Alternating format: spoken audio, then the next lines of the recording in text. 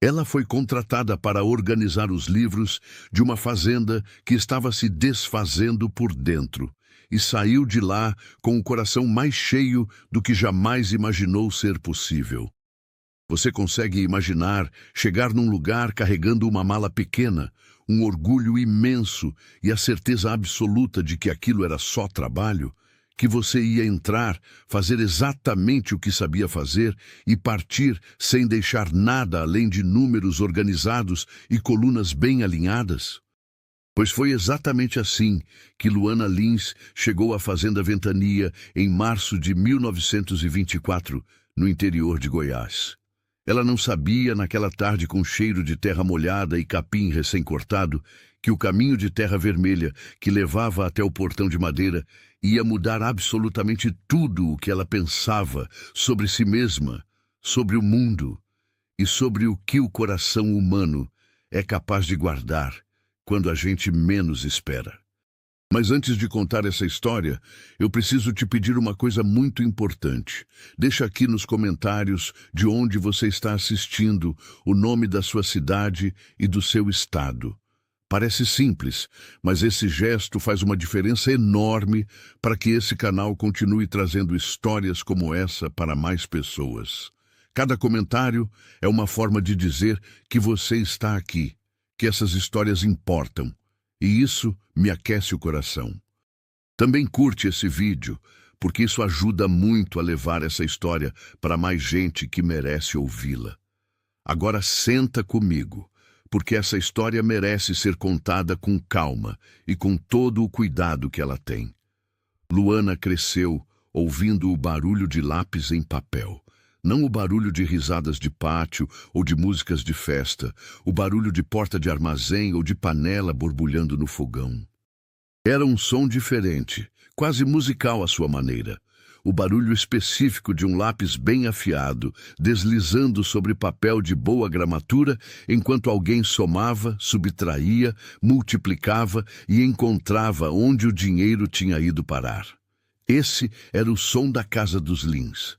O escritório do pai com a porta semiaberta e Arnaldo Lins curvado sobre a mesa de carvalho escuro, de óculos redondos e paletó surrado nos cotovelos, trabalhando com a concentração silenciosa de quem trata os números como se eles tivessem vida própria e precisassem de respeito. Desde pequenininha, Luana ficava na soleira da porta daquele escritório e ficava observando. Não entrava sem ser chamada, porque entendia desde cedo que aquele era um espaço sagrado, de uma forma particular, um lugar onde as coisas precisavam ser silenciosas e precisas para poderem ser verdadeiras. Mas ficava ali, de pé, com os pés descalços no corredor de madeira que rangia num ponto específico perto da cômoda do corredor, e ia aprendendo pela observação pura o que nenhuma escola ensinava para meninas naquela época. Aprendia que um livro de contas não mente, que números são a história mais honesta que um lugar pode contar sobre si mesmo, que quando as colunas não fecham, alguma coisa está errada em algum lugar, e que a tarefa de quem sabe olhar é encontrar onde.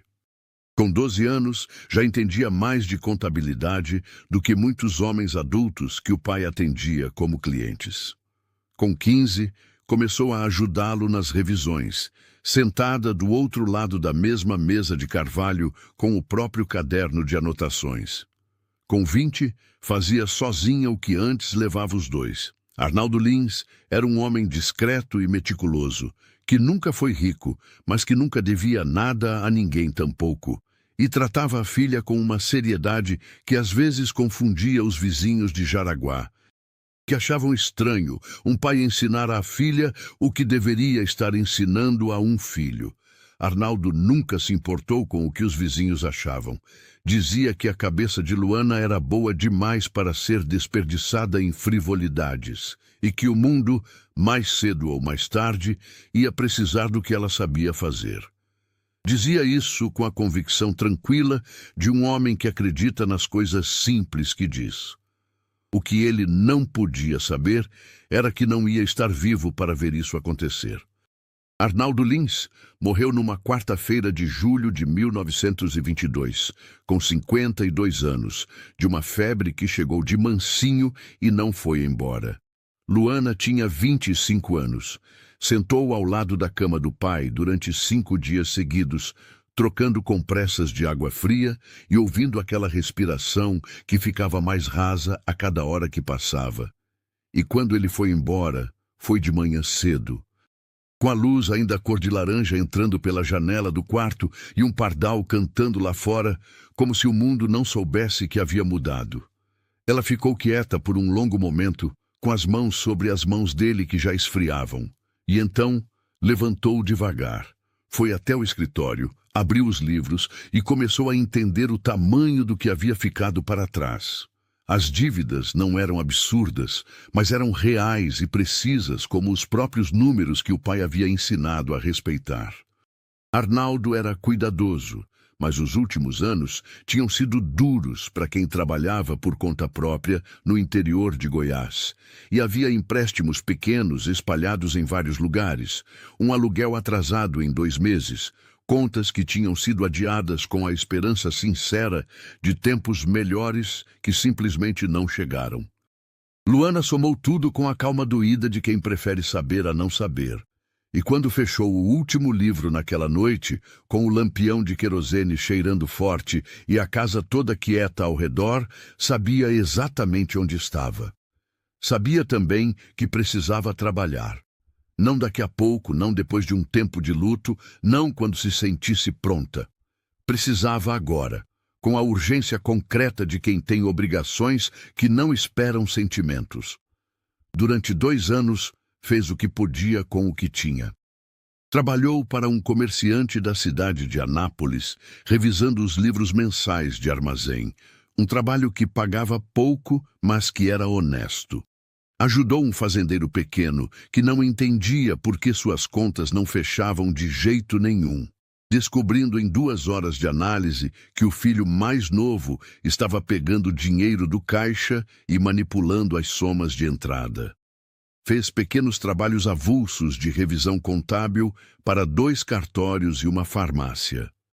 Ganhou assim uma reputação silenciosa, mas sólida, entre quem precisava desse tipo de serviço. A Luana Lins sabia o que fazia. Era rápida. E os números que ela revisava não voltavam com problema. Mas nenhum desses trabalhos era suficiente.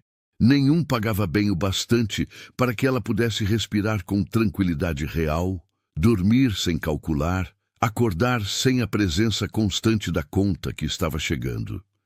Foi numa tarde morna de fevereiro de 1924, sentada na varanda da pensão, onde morava em Anápolis, com uma xícara de café que já tinha esfriado porque ela esquecera de tomá-lo, que ouviu 2 mulheres conversando no corredor interno.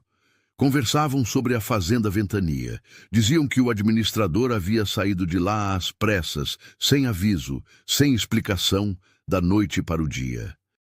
Diziam que o dono da fazenda, um tal de Gustavo Drummond, estava há 3 semanas sem ninguém para cuidar das contas e da administração, e que estava difícil encontrar alguém. Diziam que era a maior fazenda da região de Inhumas, com gado e lavoura, e uma casa-sede que dava inveja de longe. Diziam também que Drummond era difícil, fechado, do tipo que não repetia as coisas 2 vezes e não tinha paciência para explicar o óbvio.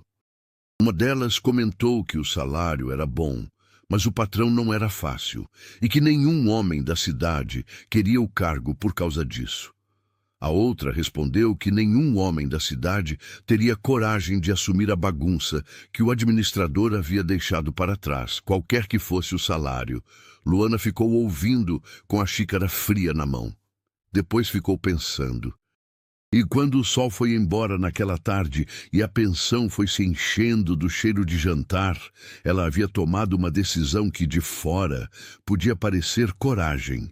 Por dentro tinha um gosto diferente, mais amargo, mais urgente, o gosto específico da necessidade quando ela finalmente coincide com a direção certa. No dia seguinte, de manhã cedo, antes mesmo que o café da pensão ficasse pronto, ela começou a arrumar a mala. Não era uma decisão ingênua. Luana sabia muito bem que as mulheres que estavam conversando no corredor provavelmente achavam, como a maioria das pessoas achava naquela época, que nenhuma mulher seria contratada para um cargo daquele tipo. Sabia que essa possibilidade era real e concreta e não adiantava fingir que não era. Mas sabia também que entendia de contas e de gestão de fazenda melhor do que a maioria dos homens que poderiam aparecer para aquela vaga. E que às vezes o único jeito de provar isso é se apresentar, olhar nos olhos de quem decide e ver o que acontece. Havia feito isso outras vezes em menor escala. Havia sempre um momento em que as pessoas paravam de ver o que esperavam ver e começavam a ver o que estava realmente à frente delas. Ela tinha aprendido a ser paciente com esse momento. A viagem de Anápolis até a fazenda Ventania levou quase o dia inteiro. Uma parte de trem com o cheiro de carvão e o barulho das rodas na ferrovia. Uma parte de carroça, com um tropeiro de poucas palavras que ia na direção certa e a deixou num cruzamento de estradas com um aceno de chapéu. O último trecho a pé por uma estrada de terra vermelha que serpenteava entre pasto aberto e cerrado denso, com o sol de fim de tarde batendo de lado e fazendo as pedras no caminho projetarem sombrinhas longas. Março, no interior de Goiás, tem um cheiro específico que Luana lembrava da infância e que havia perdido vivendo em cidade. A chuva do período úmido ainda faz o capim crescer verde escuro e alto. O chão de terra vermelha fica rico e quase perfumado depois do calor da tarde. E o ar tem aquela qualidade densa e limpa ao mesmo tempo, carregada de cheiro de ipê e de mato molhado e de algo mais difícil de nomear, que é simplesmente o cheiro do cerrado existindo do jeito que sempre existiu, enorme e silencioso e cheio de coisas vivas. Chegou ao portão da Ventania, com os sapatos empoeirados de vermelho, o cabelo preso com mais firmeza do que quando havia saído pela manhã, e uma expressão que havia treinado durante anos de trabalho difícil, neutra, direta, sem pedir e sem dever. O portão era de madeira pesada e escurecida pelo tempo, com o nome da fazenda entalhado nas tábuas superiores em letras largas que o vento e a chuva haviam suavizado, mas não apagado.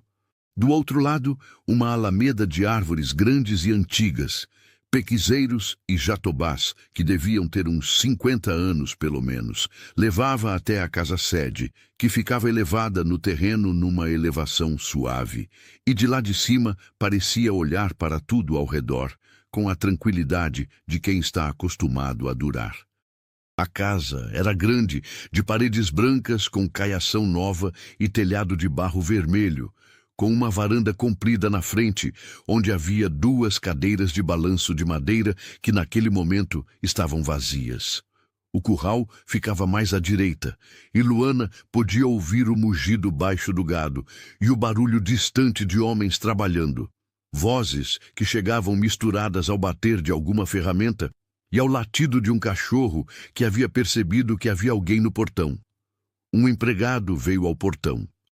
Era um homem de meia-idade chamado Jovino, chapéu de palha puído na cabeça e expressão de quem trabalha muito e não tem tempo sobrando para a conversa.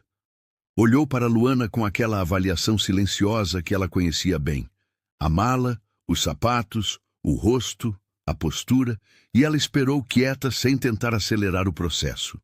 Disse que queria falar com o Sr. Gustavo Drummond sobre a vaga de administrador.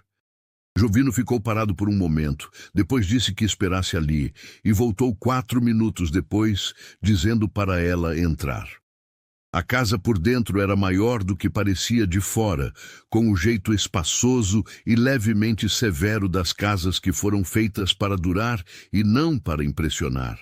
Havia um corredor central longo, com portas em 2 lados, chão de madeira de lei escurecida pelo tempo e pelo uso, paredes de cal que guardavam o fresco do dia, mesmo quando o sol lá fora estava alto. O empregado a levou até uma sala no fundo da casa, que servia de escritório. Uma mesa grande no centro, coberta de papéis em pilhas não exatamente organizadas. Estantes de madeira maciça nas paredes, com livros de capa grossa, e 2 lampiões ainda apagados, esperando a chegada da noite. O cheiro do cômodo era de papel envelhecido, couro de encadernação e um rastro leve de tabaco que havia ficado no ar como memória de alguém que fumava enquanto trabalhava. Gustavo Drummond estava de costas para a porta quando ela entrou, parado na frente da janela que dava para o pasto, com os braços levemente cruzados e o olhar perdido em algum ponto distante que ela não conseguia ver da porta. Era um homem alto, de ombros largos, que tinha uma forma de quem cresceu carregando peso real, e não parou de carregar, com aquele tipo de postura que não vem de arrogância, mas de hábito e de responsabilidade acumulada. Quando se virou, Luana teve a impressão imediata de alguém que havia sido jovem e havia decidido, em algum momento específico da vida, parar de se comportar como tal, antes do tempo que a natureza normalmente pede. Tinha uns 30 e poucos anos, rosto marcado pelo sol, de um jeito que era menos envelhecimento e mais experiência. Sobrancelhas escuras e um olhar que não era hostil, mas era absolutamente direto. Do tipo que não fazia esforço para ser gentil, quando gentileza não era o que a situação pedia. Ele a olhou por 1 segundo e meio. Foi um olhar involuntário, o tipo de pausa que acontece quando a realidade não é o que a expectativa havia desenhado. Não havia nada de ofensivo naquilo, era simplesmente uma recalibração. E então disse com a voz grave e pausada de alguém que escolhe as palavras antes de usá-las, como escolhe as ferramentas antes de um trabalho, que ela provavelmente estava no lugar errado. Luana respondeu que não estava. Disse com calma que havia vindo pelo cargo de administrador, que sabia que a vaga estava aberta e que estava ali para ser avaliada como qualquer outro candidato. Gustavo ficou em silêncio por um momento que ela não tentou preencher. Depois indicou a cadeira do outro lado da mesa e disse que sentasse. O que aconteceu nos 40 minutos seguintes foi diferente de qualquer coisa que Luana havia esperado quando havia arrumado a mala naquela manhã. Tinha se preparado para ser descartada logo de início, sem chance real. Tinha se preparado para precisar insistir muito, para ter que convencer contra a resistência de alguém que não queria ser convencido. O que não havia esperado era que Gustavo Drummond fosse fazer perguntas.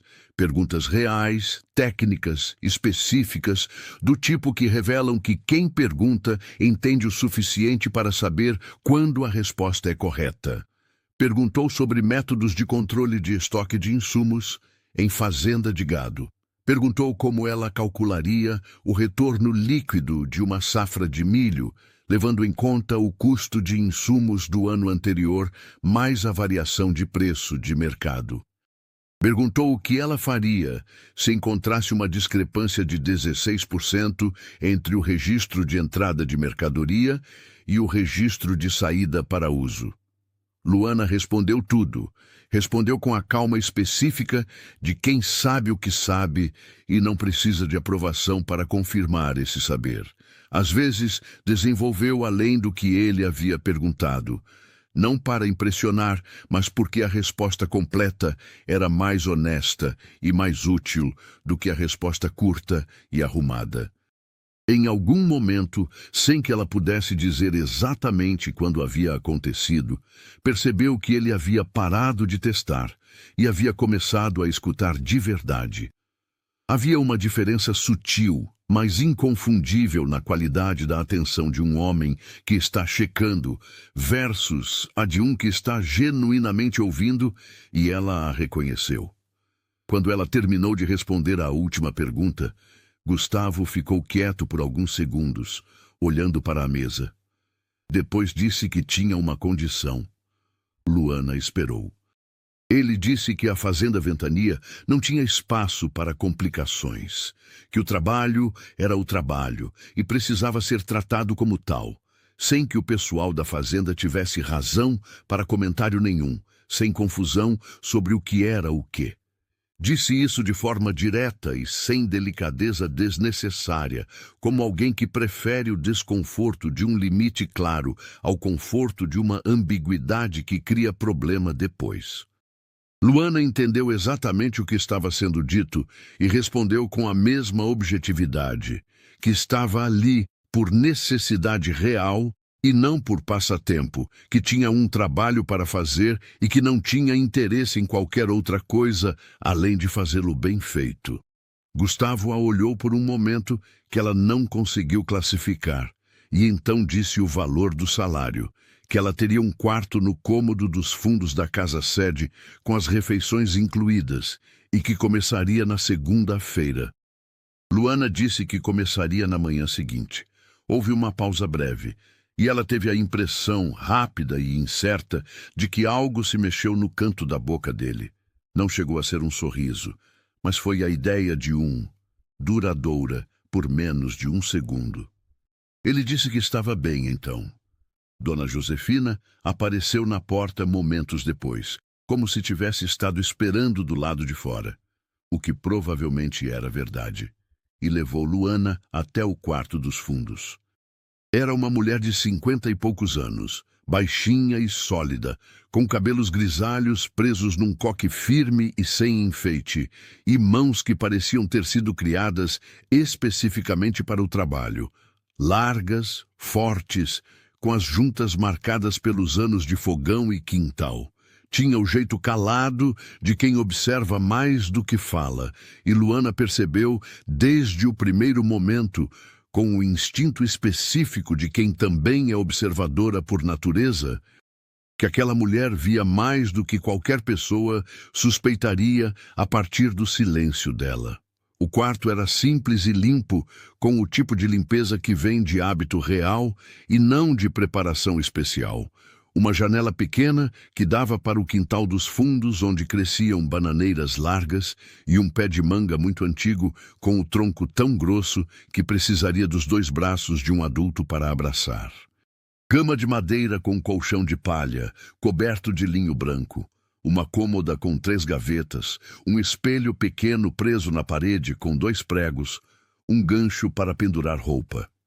Era mais do que Luana tinha em Anápolis, e ela colocou a mala no chão, com aquela sensação específica que não era exatamente alívio, mas era parente próximo dele, do tipo que vem quando há urgência para um momento e deixa espaço para respirar.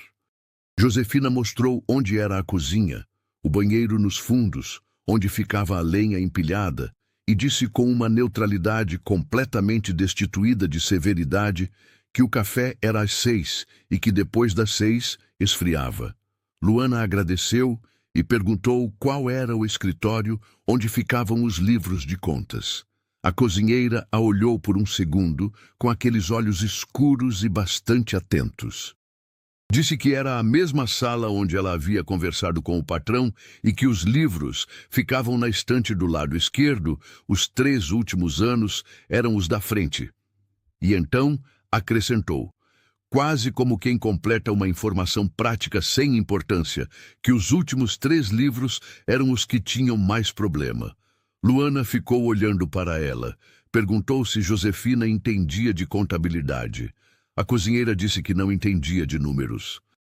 Disse que quando a cara de um homem muda toda vez que abre certos livros, qualquer um que preste atenção sabe que tem problema naqueles livros. Disse isso e voltou andando em direção à cozinha sem mais cerimônia. Luana ficou parada no corredor por um momento, olhando para as costas da cozinheira se afastando, com algo muito próximo de respeito se instalando dentro dela. Na manhã seguinte, o relógio da sala marcou 6:30 e Luana estava sentada à mesa do escritório havia quase 1 hora. Havia chegado às 5:40, quando a casa ainda dormia, e o único som era o canto de um João de Barro num galho do quintal, tomado um café que havia achado no fogão já apagado de Josefina. Chegara cedo demais para o café quente, como havia sido avisada, e desde então estava mergulhada nos livros com a concentração completa que era sua condição natural quando havia trabalho real para fazer. A janela voltada para o leste deixava entrar a luz da manhã em ângulo baixo e dourado, iluminando as páginas dos livros abertos, como se soubesse que eram importantes. Os livros de contas da Fazenda Ventania eram, tecnicamente falando, uma obra de desorganização muito específica. E era exatamente essa especificidade que era assustadora. Não era desleixo. Era organização deliberada de uma forma que tornava difícil ver o todo, que fragmentava os registros de um modo que cada pedaço isolado parecia razoável, cada número individualmente defensável. Mas o conjunto não fechava quando você tinha paciência e métodos suficientes para montar a imagem completa. Quem havia feito aquilo sabia o que estava fazendo. Sabia o suficiente sobre contabilidade para esconder dentro dela. Luana abriu o primeiro livro, depois o segundo, depois o terceiro, e foi construindo, com a paciência meticulosa que o pai havia ensinado como a ferramenta mais importante de um bom contador. Uma imagem do que havia acontecido ali dentro. Não tentou correr. Correr com números é a forma mais certa de errar na conclusão. Levou o dia inteiro. Não parou para o almoço e foi buscar um copo de água apenas no início da tarde, quando percebeu que tinha dor de cabeça de tanto concentrar. Quando Gustavo apareceu na porta do escritório por volta das 5 da tarde, ela estava ainda debruçada sobre os livros, com 3 folhas avulsas à frente cobertas da sua letra pequena e muito precisa. Ele parou na porta. Ficou observando por um momento antes de entrar. Ela percebeu pelo reflexo no vidro da janela, onde a sua silhueta apareceu e parou. Então entrou e perguntou se havia encontrado alguma coisa. Luana ergueu os olhos do papel. Disse que sim. Disse que era melhor ele sentar. Gustavo entrou, mas não sentou de imediato. Ficou em pé do outro lado da mesa, com os braços cruzados no peito, e a observou enquanto ela começava a explicar o que havia encontrado. Explicou com a clareza direta de quem não vê utilidade em amenizar o que é verdadeiro, e nem em exagerar o que é grave. O montante que faltava, como os registros haviam sido manipulados, em que períodos as discrepâncias eram maiores, e o que isso significava em termos de situação real da fazenda naquele momento. Não usou palavras suaves para suavizar os números. Disse o que era. Quando terminou, o silêncio que se seguiu tinha um peso diferente do silêncio comum. Gustavo ficou olhando para as folhas na mesa por um tempo. Depois, ergueu os olhos para ela e por um instante, só um, breve como piscar, Luana viu algo que ele provavelmente não mostrava com frequência. Não era raiva nem surpresa, mas o reconhecimento pesado e cansado de quem confirma uma suspeita que havia passado meses esperando estar errado. Perguntou quanto tempo levaria para mapear o quadro completo. Ela disse que em uma semana teria a imagem completa e um plano preliminar. Ele disse que estava bem, disse boa noite e saiu. Luana ficou mais 1 hora organizando as anotações do dia. Quando apagou o lampião e foi em direção ao quarto, o cheiro da noite de cerrado entrava pela janela aberta do corredor com uma tranquilidade que ela não havia esperado sentir tão logo. Não era felicidade ainda, era algo mais simples e mais necessário. Era o sentimento de estar no lugar certo, fazendo a coisa certa. Era o sentimento de usar o que sabia para algo que importava de verdade. Dormiu bem pela primeira vez em meses. A primeira semana na Fazenda Ventania tinha a textura densa de um rio em período de cheia. Havia tanto para fazer que o tempo não parecia passar, parecia correr. Luana chegava ao escritório antes do sol e ficava até depois do jantar. Quando os lampiões já havia um bom tempo, estavam acesos, e o barulho da fazenda havia diminuído para o silêncio noturno de gado quieto e mato vivo. Mapeou cada entrada e saída dos últimos 4 anos, linha por linha, com a paciência de quem sabe que o diabo mora no detalhe e que o detalhe não aparece para quem tem pressa. O que Ernesto vale? esse era o nome completo do administrador que havia saído, havia feito durante os 3 anos em que esteve ali, não havia sido feito de forma grosseira. Era precisamente isso que tornava o estrago tão extenso. Ele havia operado nas margens, nos pequenos desvios que individualmente pareciam arredondamentos ou erros naturais de registro, mas que somados ao longo do tempo representavam um valor que a ventania não podia dar ao luxo de ter perdido. Havia vendas de gado que constavam no livro de saída, mas não apareciam na conta corrente da fazenda. Havia compras de insumo anotadas com duplicidade sutil, valores ligeiramente diferentes em livros diferentes que se contradiziam para quem olhava os dois lado a lado, mas pareciam normais quando olhados separadamente. Havia pagamentos a fornecedores que, quando Luana rastreou nos contratos arquivados na segunda gaveta da estante, não correspondiam a nenhum fornecedor com contrato real. No 5º dia, ela tinha o diagnóstico completo. No 6º, tinha o esboço de um plano. Foi numa tarde de sábado que Gustavo entrou no escritório e a encontrou com 2 folhas grandes abertas sobre a mesa. Ela havia pedido papel de embrulho a Josefina de manhã cedo, explicando brevemente do que precisava, e ali havia desenhado uma espécie de mapa dos fluxos financeiros da fazenda, com cores diferentes para cada categoria de receita e despesa, e setas mostrando onde havia ocorrido os desvios. Era um documento feio e funcional, do tipo que é feito para entender e não para impressionar. Gustavo ficou na porta por um momento, olhando para o mapa, antes de olhar para ela. E havia algo na expressão dele que era difícil de classificar rapidamente. Uma mistura de atenção concentrada e de algo mais reflexivo, mais quieto, como quem vê uma coisa que não esperava ver. Sentou do outro lado da mesa e ouviu, enquanto ela apresentava. Luana falou durante quase 1 hora. Apresentou o diagnóstico completo da situação atual, depois o plano de recuperação. Quais despesas podiam ser cortadas sem prejudicar a operação, quais fontes de receita podiam ser otimizadas, qual era a ordem de prioridade dos problemas a resolver para estabilizar o caixa antes de pensar em qualquer crescimento. Gustavo fez perguntas durante a apresentação.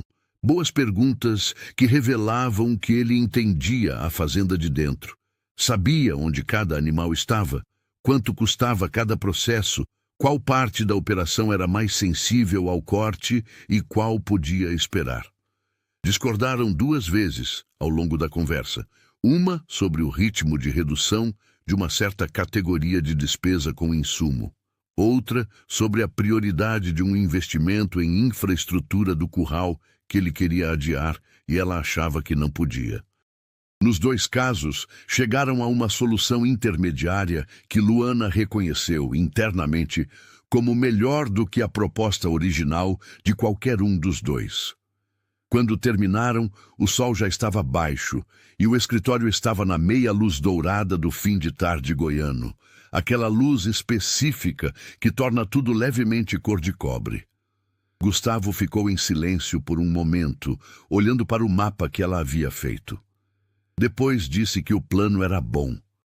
Disse de forma direta, sem floreio, sem o tipo de elogio exagerado que às vezes é mais condescendência do que reconhecimento. Era uma constatação. O plano era bom, como uma cerca bem feita é uma cerca bem feita. E por algum motivo que Luana não conseguiu explicar para si mesma naquele momento, esse reconhecimento direto pesou de uma forma que qualquer elogio exagerado não pesaria. Era o tipo de reconhecimento que um profissional tem por outro. Ela disse que começaria a executar na segunda-feira. Ele disse que estava bem. Ficou mais um momento olhando para as folhas e então pegou a caneta que estava na mesa, a caneta dela, que havia deixado pousada no canto do mapa, e fez uma anotação rápida no canto inferior direito do papel. Quando empurrou de volta na direção dela, Luana viu que era um número de referência de um fornecedor que ela havia listado como desconhecido, escrito com a caligrafia larga e firme de quem não se preocupa com elegância gráfica. Ela olhou para o número. Depois olhou para ele. Disse obrigada. Gustavo assentiu, se levantou e disse boa noite. No corredor, Luana ouviu os passos dele na madeira do assoalho, regulares e firmes, e depois o silêncio da casa, voltando ao seu ritmo normal.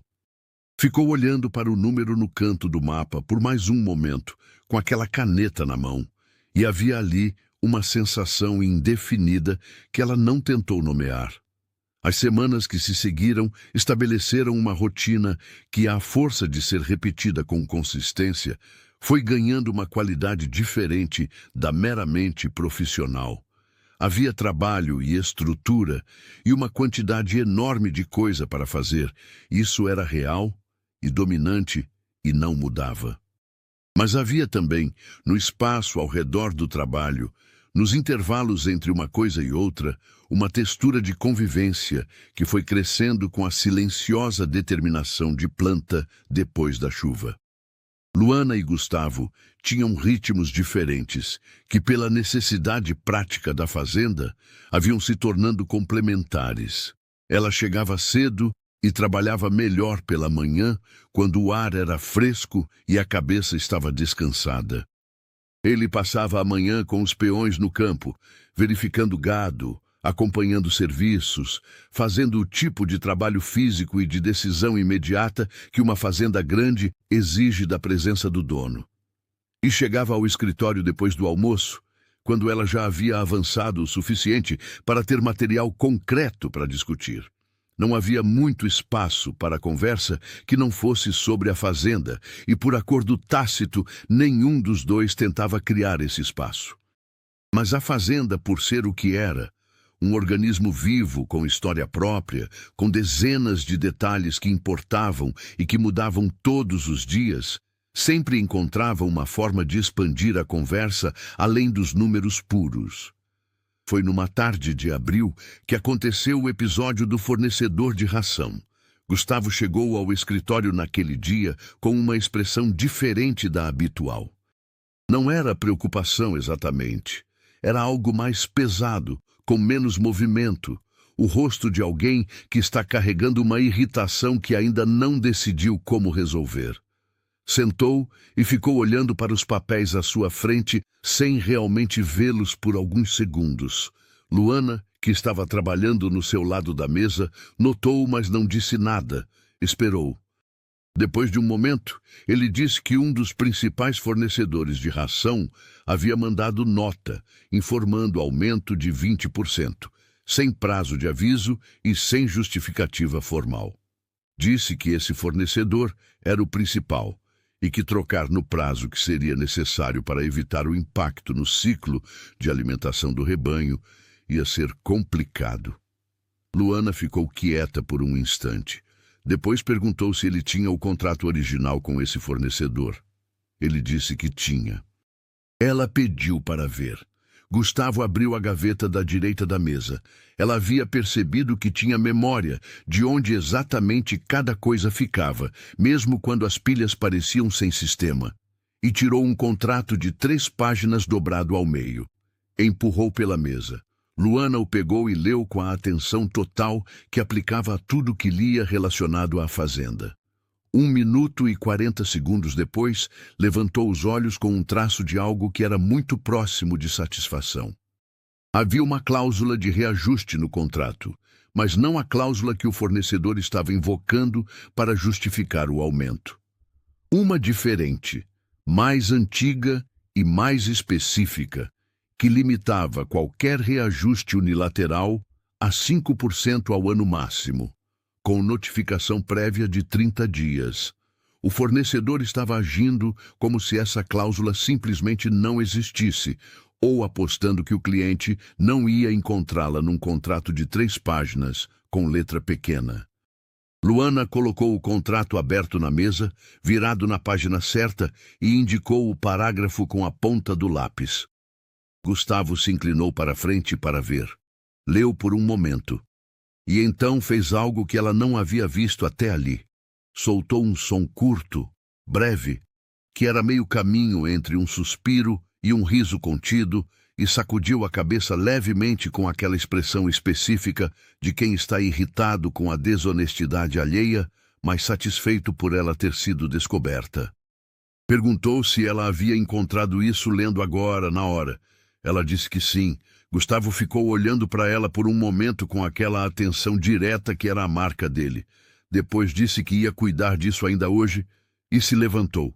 Mas antes de sair, com a mão já na maçaneta, virou-se levemente e disse com aquela voz pausada que tratava as coisas importantes como se fossem corriqueiras, que ela tinha o mesmo jeito do pai com contratos. Luana ficou parada. Perguntou como ele sabia do pai dela. Gustavo se virou então, e havia no rosto dele, naquele instante, uma consciência leve de ter revelado mais do que havia planejado.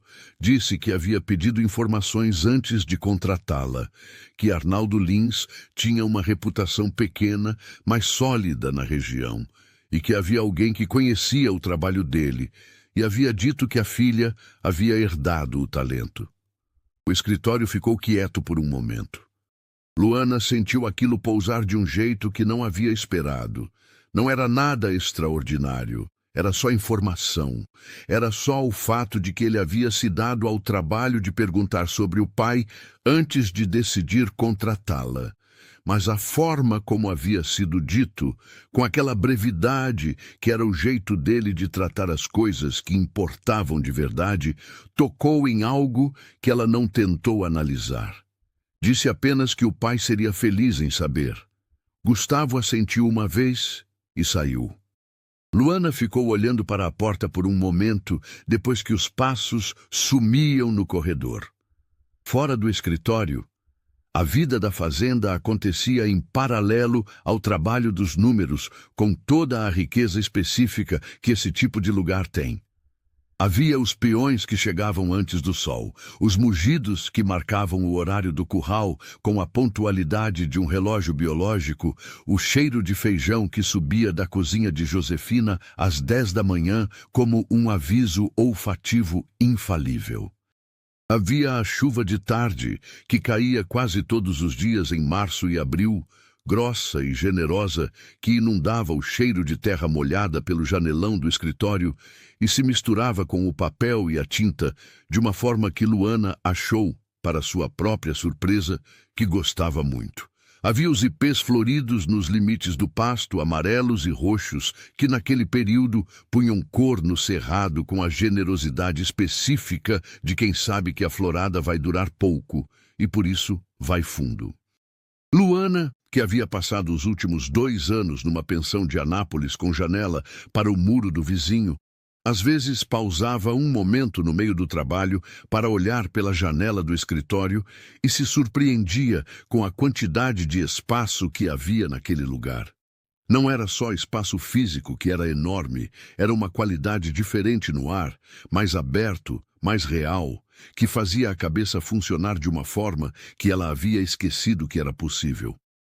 Foi numa dessas tardes de chuva forte que a segunda cadeira da varanda entrou na história da forma mais natural e, ao mesmo tempo, mais inesperada que poderia ter entrado.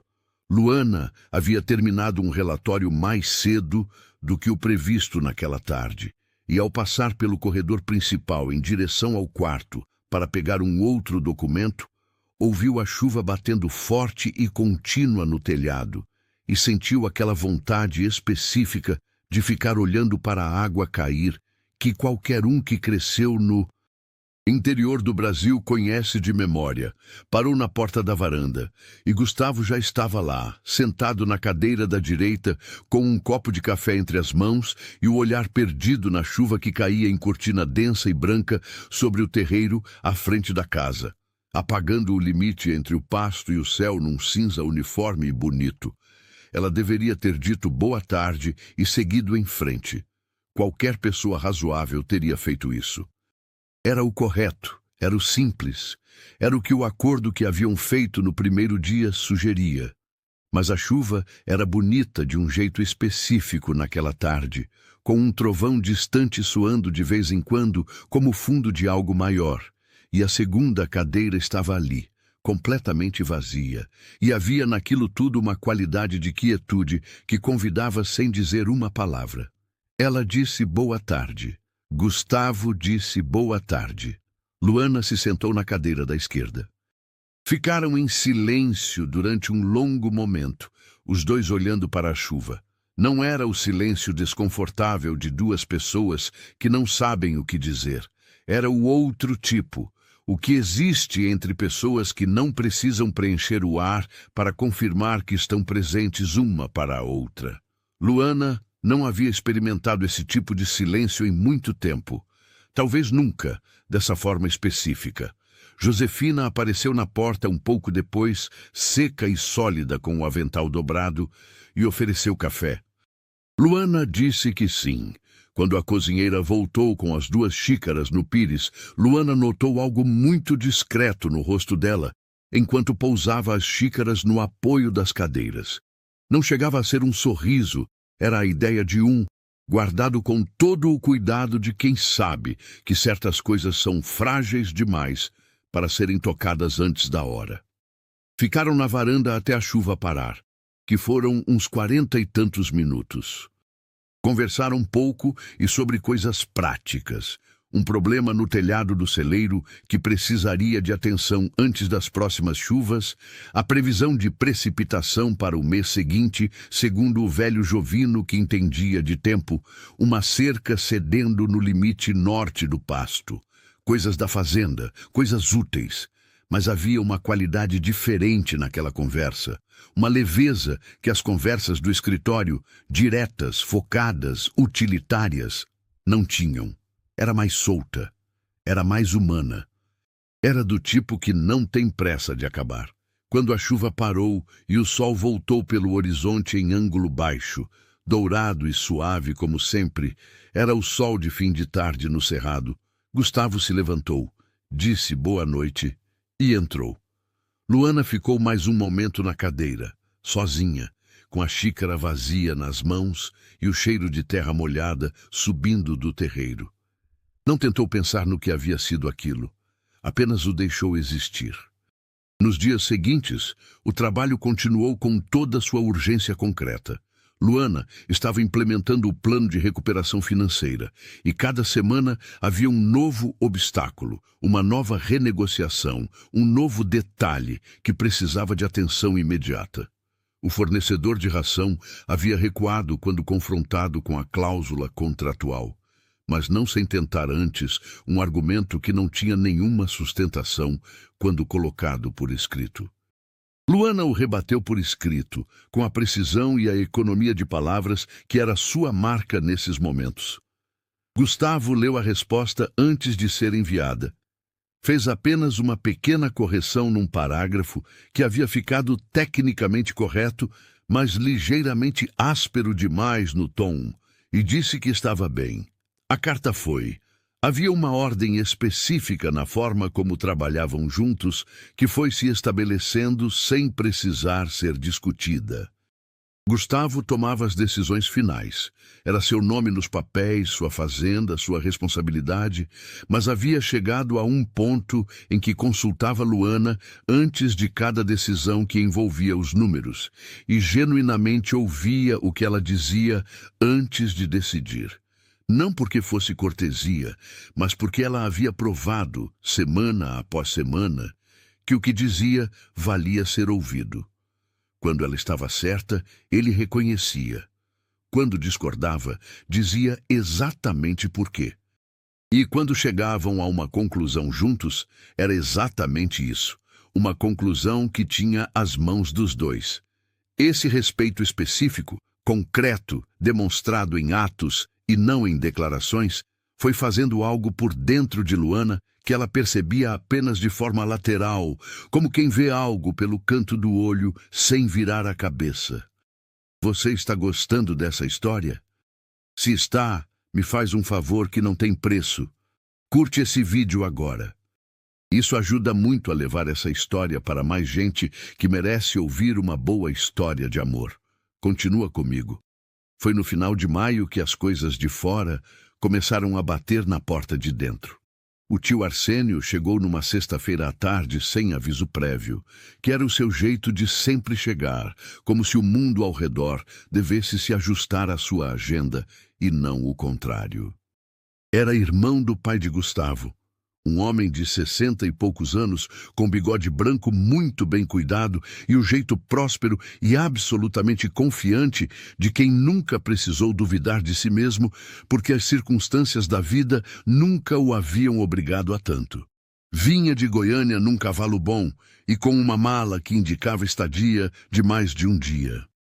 Gustavo o recebeu na varanda com o afeto contido e genuíno que tinha para as pessoas de quem realmente gostava.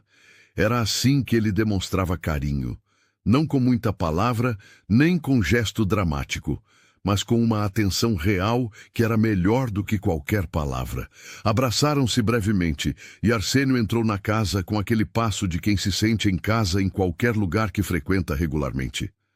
Luana o conheceu no jantar daquela noite. Gustavo a apresentou brevemente, com aquela concisão que era a forma dele tratar as coisas que não precisavam de elaboração. Disse apenas que ela era a nova administradora da fazenda. Arsênio a olhou com os olhos espertos e rápidos de quem calcula rapidamente o que está vendo. Estendeu a mão com um sorriso que era socialmente impecável e guardava um ponto de interrogação que ele não verbalizou naquele momento. Verbalizou no dia seguinte, em conversa com o sobrinho. Luana não estava presente. Soube depois por fragmentos que Josefina não era capaz de guardar inteiramente. Não por fofoca, mas pela preocupação genuína que a cozinheira tinha com o que via acontecer. Arsênio havia dito que achava a situação incomum. Havia dito que ter uma mulher jovem e solteira, morando e trabalhando na casa-sede, ia dar o que falar na região, que havia uma ordem nas coisas, e que Gustavo estava em idade mais do que certa para reconsiderar a família Peixoto, que a filha mais velha, Rosinha, era uma boa moça de família conhecida, que seria um casamento sensato, do tipo que faz sentido para todos. O que Gustavo havia respondido, Luana nunca soube ao certo, mas soube que a conversa havia existido e soube pela forma como ele chegou ao escritório naquela tarde com uma tensão nos ombros que não estava ali antes. Trabalhou em silêncio ao lado dela por um longo tempo, sem mencionar o tio nem a visita. Luana não perguntou. Não era da conta dela perguntar. Mas havia algo naquele silêncio que ela sentiu como uma mudança de temperatura no ar, discreta, mas real para quem estava acostumada àquele ar específico. O que ela sabia era o seguinte: havia chegado àquela fazenda com um acordo claro, trabalho e nada mais, e tinha cumprido esse acordo em todos os atos e todas as ações, sem exceção. Mas havia também algo que havia crescido naquele escritório e naquela varanda e naquelas tardes longas de trabalho compartilhado no espaço entre as coisas que não cabia mais inteiramente na categoria do que havia sido acordado. Ela não havia nomeado isso porque nomear era perigoso da forma específica em que as coisas tornam-se mais complicadas quando ganham nome. Então não nomeou. Mas sabia que estava lá. Havia dias em que esse saber era mais presente do que outros. Havia o dia em que estavam revisando juntos um contrato de fornecimento e ele apontou um detalhe no texto com a caneta e o punho dele ficou sobre a mesa perto do papel que ela estava segurando.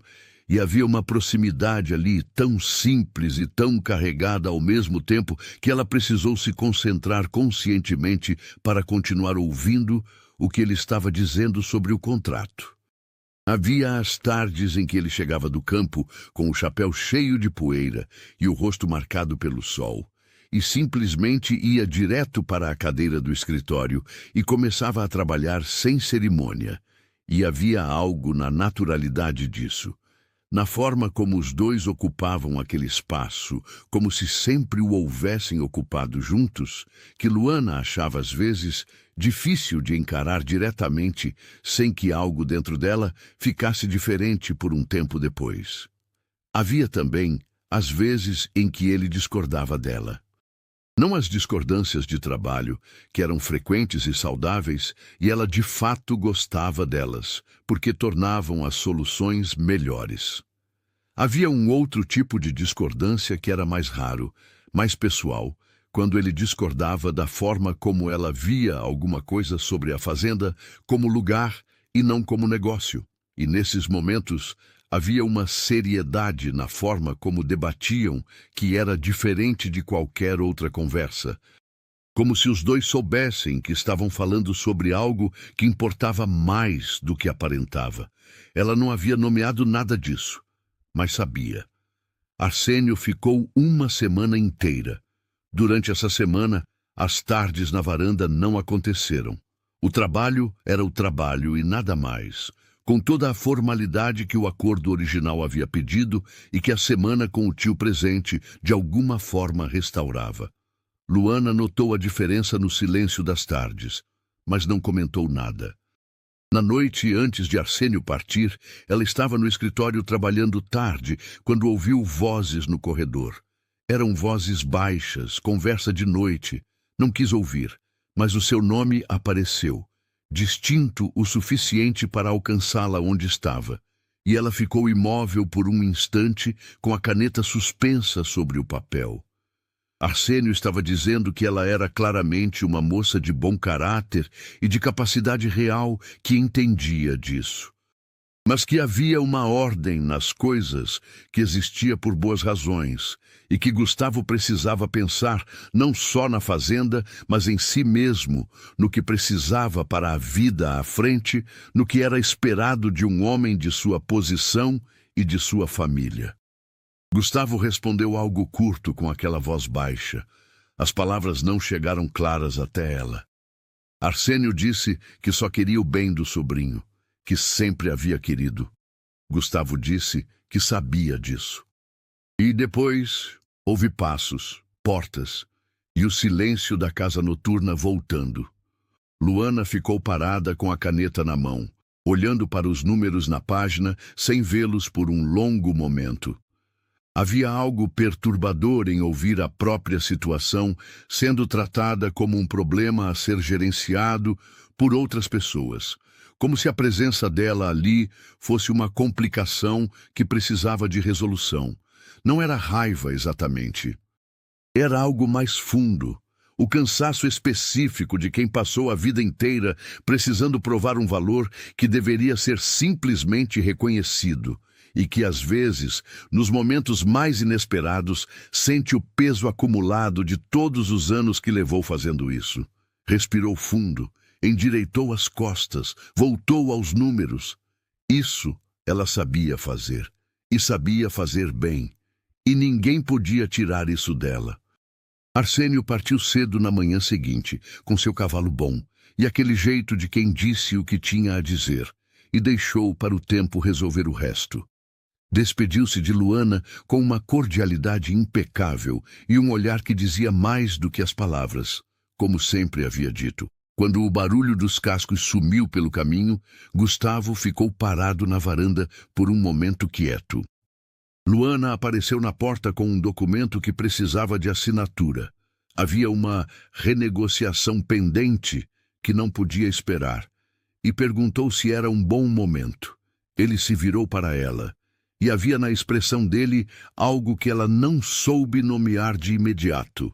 O olhar de alguém que está no meio de uma decisão que ainda não decidiu completamente. Disse que era assim, e foram para o escritório.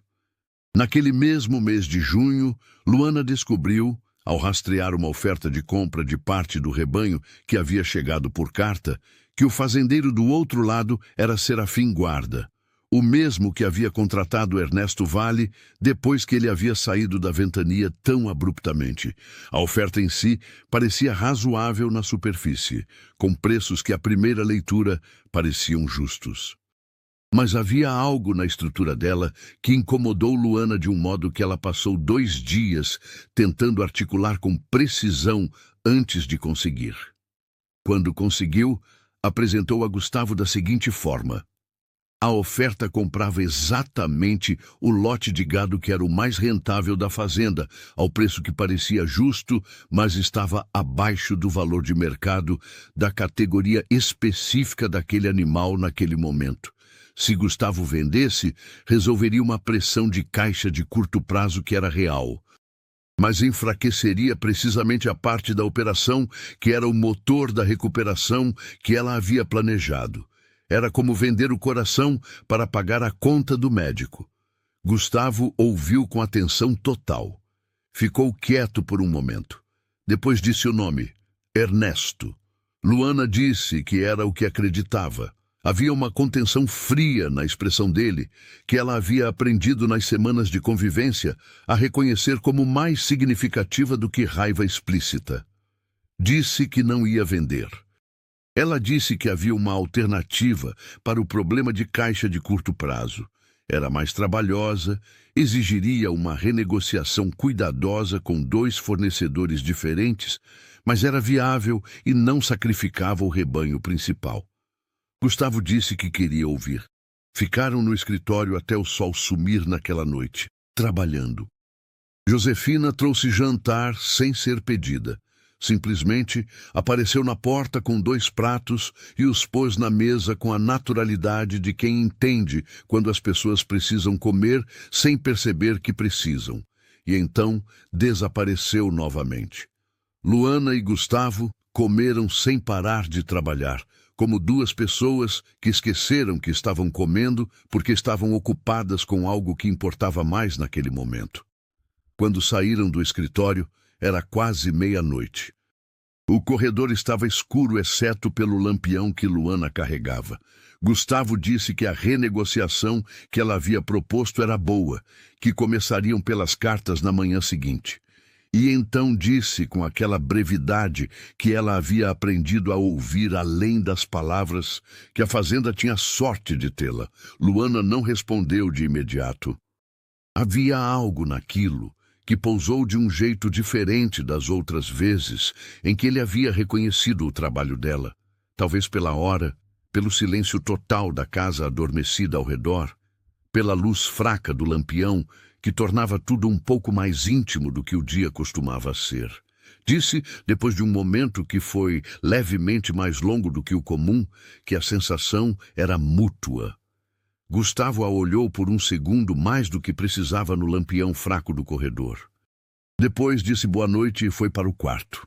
Luana ficou parada no corredor escuro por um momento com o lampião na mão, sentindo o coração bater de um jeito que era impossível atribuir apenas ao cansaço de uma noite longa de trabalho.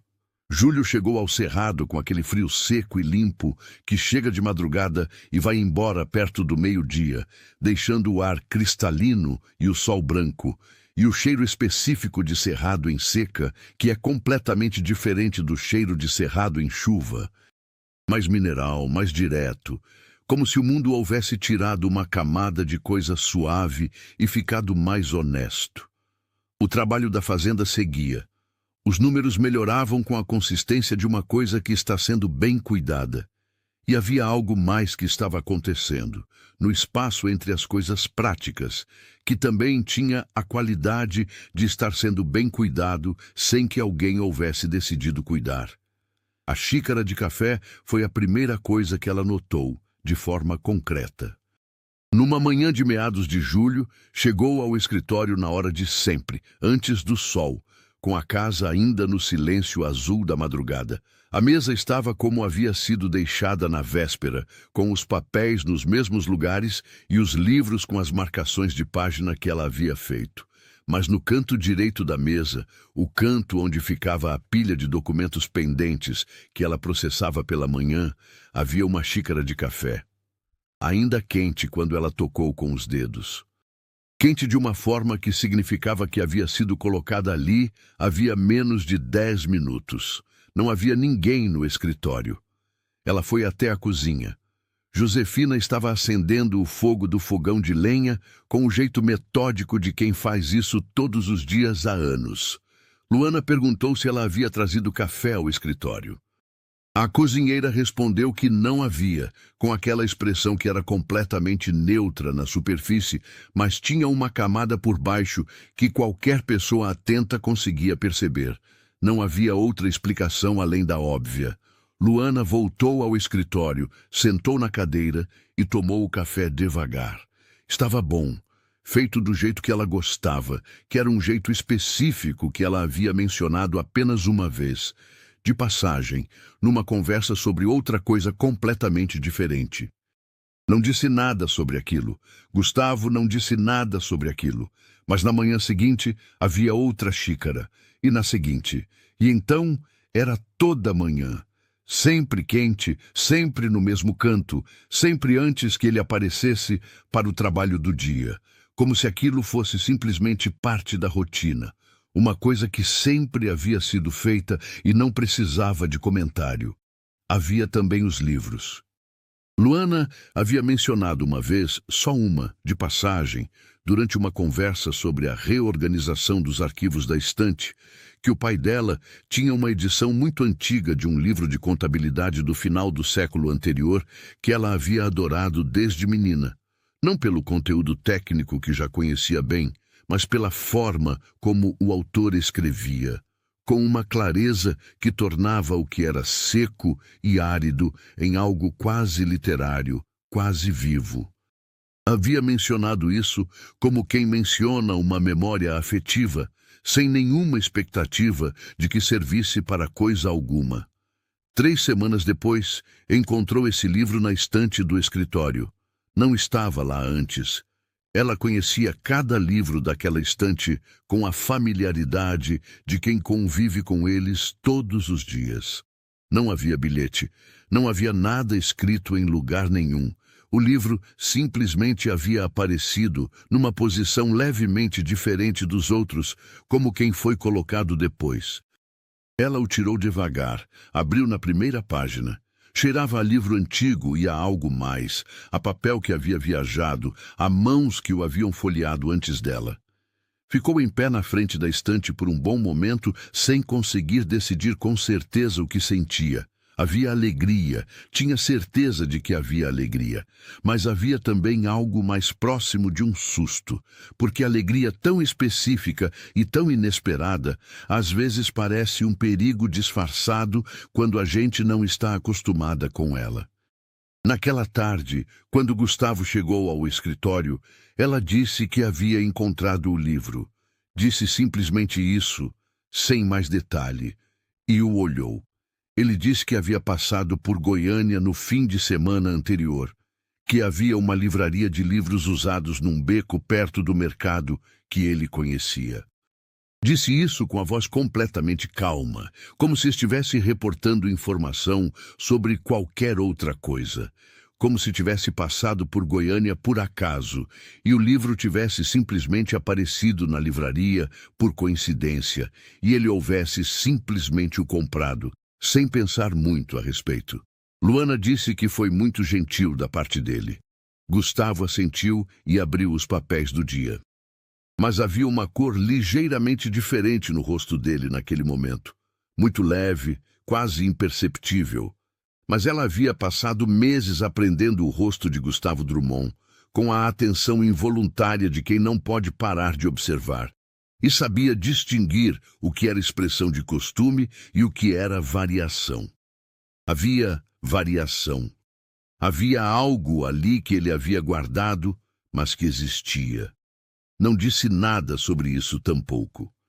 Em agosto, chegou a notícia de que Serafim Guarda havia fechado uma parceria com um grande comprador de gado de São Paulo, do tipo de acordo que muda a dinâmica de preços da região inteira e redistribui o poder de negociação de formas que demoram a ser visíveis, mas são profundas quando aparecem.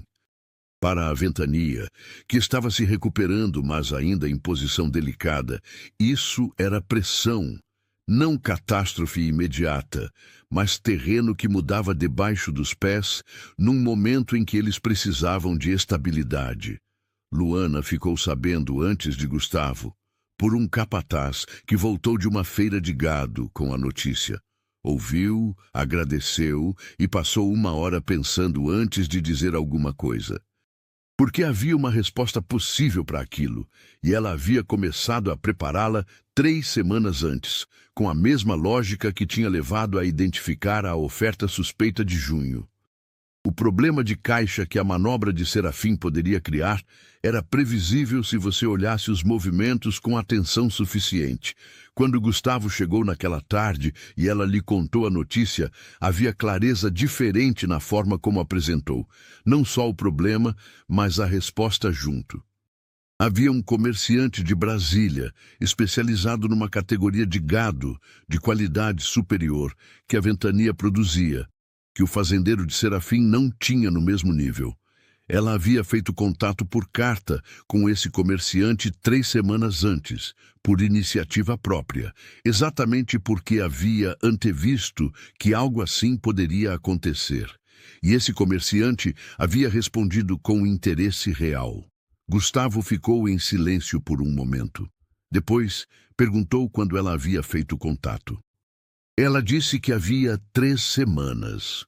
Ele ficou olhando para ela, com uma expressão que havia ficado mais aberta do que de costume, como se uma camada de contenção houvesse cedido sem anúncio.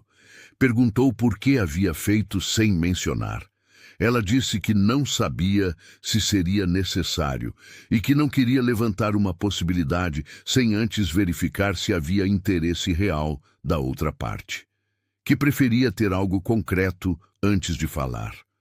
Gustavo ficou quieto por um momento mais. E então disse algo que ela não esperava. Disse que era exatamente assim que o pai dele gerenciava as coisas. Verificar primeiro, falar depois. Disse isso de um jeito que não era comparação. Era memória. Era alguém abrindo levemente uma porta que havia estado fechada. Luana perguntou, com o cuidado que se usa para as coisas frágeis, se o pai havia morrido há muito tempo. Gustavo disse que havia quase 10 anos. Disse que a fazenda havia sido maior antes, que havia anos difíceis depois, que ele havia assumido cedo demais, sem saber tanto quanto precisaria, que havia aprendido muito errando. Disse isso com a calma de quem já digeriu o que havia para digerir, e agora pode contar como fato. Sem dor aparente, mas com a gravidade de quem sabe o peso do que está descrevendo. Era a conversa mais pessoal que haviam tido desde que ela chegara. Luana sentiu o peso disso de uma forma que não era pesada. Era do tipo em que algo que estava fechado abre uma fresta e deixa passar um pouco de luz. Disse que o pai dela era assim também, que havia aprendido com ele não só o que os livros ensinavam, mas o que um homem honesto demonstra simplesmente vivendo de um jeito específico, que havia dias em que ainda pegava uma caneta e por uma fração de segundo esperava que ele aparecesse na porta e perguntasse como estava indo. O escritório ficou em silêncio por um momento diferente dos outros, mais íntimo, mais compartilhado, do tipo que acontece quando 2 pessoas percebem que têm em comum algo que não haviam planejado ter. Gustavo disse, depois de um tempo, que entendia isso muito bem. Nenhum dos dois disse mais nada sobre os pais naquele dia. Voltaram ao trabalho. Mas havia algo que havia mudado no espaço entre eles, sutil e irreversível, como a mudança de uma estação que você não percebe dia a dia, mas olha para trás e percebe que o mundo está completamente diferente do que era. Havia também pequenas coisas que iam se acumulando sem cerimônia, como grãos num pote que vai enchendo sem que ninguém anuncie quando passa da metade. Houve a tarde em que ela passou horas procurando um registro de 1921 que precisava para fechar uma análise e não conseguia encontrar em lugar nenhum nos arquivos da estante. Procurou com sistematicidade, de cima para baixo e da esquerda para a direita, 2 vezes.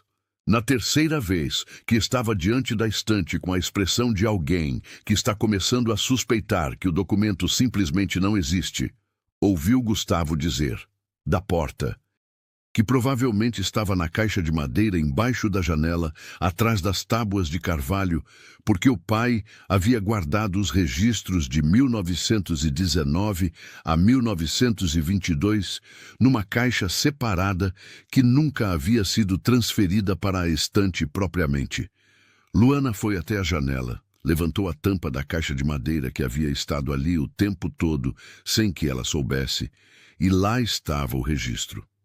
Ficou olhando para ele por um momento e então olhou para Gustavo. Perguntou se ele sabia onde estava desde o início. Ele disse que sabia. Ela perguntou por que não havia dito mais cedo. Gustavo ficou em silêncio por um segundo com aquela expressão que às vezes era difícil de decifrar completamente. Disse que havia gostado de ver ela procurar, que ela tinha um jeito muito específico quando estava concentrada em resolver alguma coisa e que era um jeito interessante de se observar. O escritório ficou muito quieto por um momento. Luana disse, com a voz que ela conseguia manter muito mais neutra do que o coração por baixo dela, que da próxima vez ele poderia simplesmente dizer onde estava o documento. Gustavo disse que era justo e voltou ao que estava fazendo. Mas havia algo no canto da boca dele que ela viu claramente desta vez. Não era quase sorriso. Era sorriso. Rápido e contido. Mas era. Ela voltou para a mesa com o registro e passou 20 minutos trabalhando nele, sem conseguir dizer com certeza quantas vezes havia relido o mesmo parágrafo sem processar o conteúdo. Houve também a noite em que houve uma chuva grande com vento forte, que derrubou um ramo de jatobá no quintal dos fundos e fez barulho suficiente para acordar todo mundo na casa. Luana acordou com o som, ficou ouvindo por um momento e então se levantou para ver o que havia acontecido, não porque soubesse o que fazer com um ramo caído, mas porque era o tipo de pessoa que precisava ver com os próprios olhos quando algo acontecia. Saiu descalça pelo corredor e encontrou Gustavo já no quintal com um lampião, avaliando o ramo caído sem aparente preocupação. A chuva havia parado, mas o chão estava encharcado e o ar tinha aquele frescor intenso que fica depois de chuva forte. E o lampião que ele segurava fazia um círculo de luz amarela ao redor dos dois, no meio do quintal escuro. Ficaram avaliando o ramo por alguns minutos. Não havia dano real. O jatobá era robusto e o ramo havia caído longe das construções. Gustavo disse que mandaria alguém cortar e tirar pela manhã. Luana disse que era um ramo grande demais para ter passado despercebido por tanto tempo. Gustavo disse que às vezes as coisas crescem no escuro sem que a gente perceba até que caem. Havia uma dupla em tudo isso que nenhum dos dois fingiu não perceber naquele instante, parados no quintal molhado com o cheiro de chuva e terra e o círculo de luz do lampião ao redor. Ficaram em silêncio por um momento que foi mais longo do que o ramo caído precisava. Então Gustavo disse que era melhor voltarem para dentro porque o chão estava encharcado. E voltaram. Mas nenhum dos dois dormiu muito bem pelo resto daquela noite, cada um no seu quarto, com o barulho da chuva que voltou mais suave depois da meia-noite, como fundo de pensamentos que não pediam permissão para existir. A reunião com o comerciante de Brasília aconteceu em setembro. Benedito Varejão era um homem jovem para a função, prático e rápido de avaliação, com o jeito de quem fecha negócio quando o negócio é bom e não perde tempo quando não é. Gustavo o recebeu e conduziu a visita ao rebanho. Luana ficou no escritório com os números, pronta para quando a conversa chegasse à parte financeira. Quando os dois chegaram ao escritório, Benedito olhou para Luana com a surpresa rápida de quem recalibra uma expectativa e não tem nenhum problema com isso. Disse que havia entendido que falaria com o Sr. Drummond sobre os termos. Gustavo disse com toda a naturalidade do mundo que os termos eram com Luana, que era ela quem administrava as contas da fazenda. Havia algo nessa brevidade, no jeito como ele disse isso sem hesitar, sem qualificar, sem sentir nenhuma necessidade de explicar mais do que o necessário. Como se fosse a coisa mais óbvia e natural do mundo, que Luana sentiu como algo sólido e quente se assentando em algum lugar no peito. Era o tipo de gesto que vale mais do que muita palavra. A negociação foi boa. Chegaram a um acordo em 2 horas e meia, com termos que eram bons para a ventania, de uma forma que Luana podia quantificar com exatidão. Resolvia o problema de caixa que a manobra de Serafim havia criado, abria um canal novo de venda independente das flutuações de preço regional e dava à fazenda uma posição de negociação diferente para o ano seguinte. Quando Benedito Varejão partiu e o barulho do carro dele sumiu pelo caminho vermelho, Gustavo e Luana ficaram parados no terreiro por um momento, no fim de tarde de setembro, com o sol cor de bronze baixo no horizonte e o cheiro de terra seca e capim. Era a satisfação específica de ter trabalhado junto para alguma coisa real e ter dado certo. Gustavo disse que estava bem feito. Luana disse que havia sido um bom trabalho dos dois. Ele a olhou. E havia naquele olhar, naquele fim de tarde de setembro, com a luz cor de bronze e o silêncio grande do cerrado ao redor, uma qualidade que era diferente de todos os olhares anteriores. Era mais direto, mais aberto, como se uma camada de algo que havia estado ali durante meses tivesse sido removida sem que ninguém tivesse decidido removê-la. Luana sentiu alguma coisa se mover por dentro com uma clareza que não podia mais ser ignorada. Não disse nada. Gustavo também não disse nada. Mas havia algo que havia cruzado entre eles naquele instante que os dois sabiam que havia cruzado. Foram para dentro, em silêncio. Josefina, que havia observado tudo da janela da cozinha com aqueles olhos que nunca perdiam nada, virou de volta para o fogão com um não sorriso guardado que era tão expressivo quanto qualquer discurso. Outubro chegou com uma mudança de ritmo que Luana só identificou depois do fato, olhando para trás com a distância necessária. O trabalho continuava com toda a urgência de sempre. Mas havia algo no espaço ao redor do trabalho que havia mudado de temperatura, como quando o ar antes de uma tempestade fica diferente, mais carregado, mais presente, mais consciente de si mesmo. As tardes na varanda continuavam acontecendo quando havia chuva, que era com frequência em outubro. Isso havia se tornado simplesmente uma coisa que existia. Luana terminava o que tinha, passava pelo corredor e, se havia chuva, havia Gustavo na cadeira da direita com o copo quente. Ela se sentava na esquerda. Às vezes havia conversa, às vezes havia silêncio, às vezes havia as duas coisas misturadas do jeito natural em que misturam entre pessoas que se conhecem o suficiente para não precisar preencher o vazio entre elas. O que havia mudado era algo nos intervalos, na forma como Gustavo às vezes pausava antes de responder a alguma coisa, como se a resposta que tinha pronta não fosse mais exatamente a que queria dar. Na forma como Luana às vezes se descobria pensando em algo que havia dito horas depois, revolvendo as palavras à procura de um segundo sentido que talvez não estivesse lá, ou talvez estivesse com toda a certeza. Havia também os desentendimentos, que eram parte legítima e frequente da convivência de dois profissionais com opiniões fortes, mas haviam adquirido uma qualidade nova. Antes eram diretos e técnicos e terminavam em solução. Agora, às vezes começavam técnicos e terminavam em algo mais próximo de uma discussão sobre como ver as coisas, sobre que tipo de risco vale a pena correr, sobre o que significa ser cuidadoso versus o que significa ser tímido. E havia nessas discussões uma energia que era difícil de classificar como puramente profissional, sem se fazer de desentendido.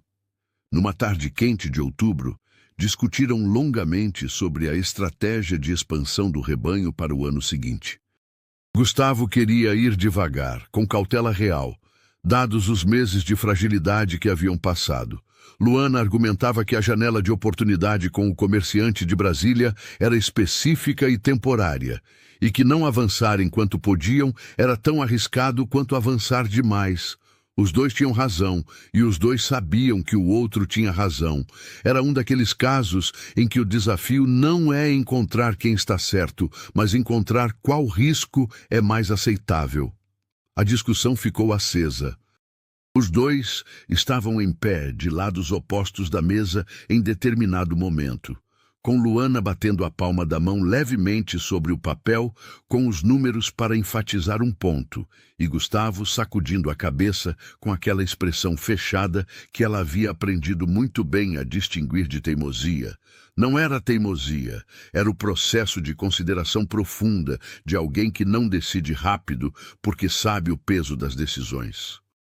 Em algum momento ela disse, com mais energia do que havia planejado, que ele estava tão preocupado com o que podia perder que não estava conseguindo ver o que podia ganhar.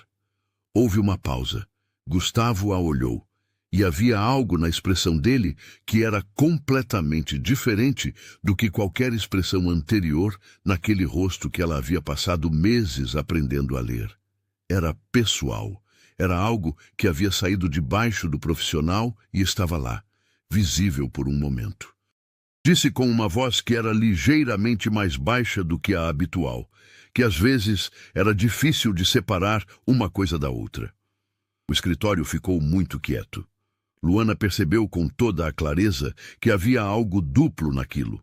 Havia a discussão sobre o rebanho, e havia outra coisa que havia se infiltrado nas palavras sem que ninguém tivesse planejado ou pedido.